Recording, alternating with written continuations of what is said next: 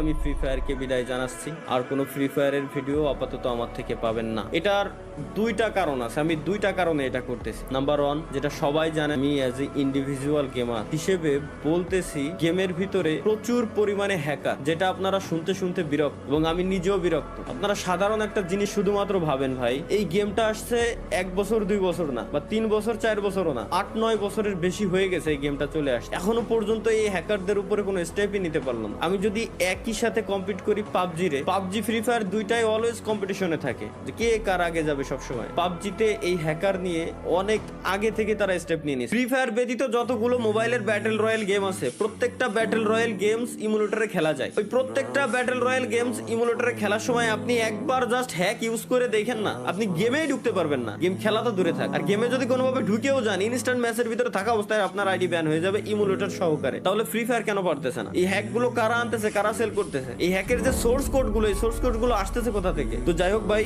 যদি কোনোদিনও এগুলো ঠিক হয় তাহলে আমি হয়তো ব্যাক করতেও পারি। তাছাড়া আমি আর ফ্রি ফায়ারে থাকতেছি না, এটাই হচ্ছে আমার অফিসিয়াল স্টেটমেন্ট। আজ থেকে ফ্রি ফায়ারে কোনো ভিডিও আমার এই চ্যানেলে আপনারা দেখতে পারবেন না।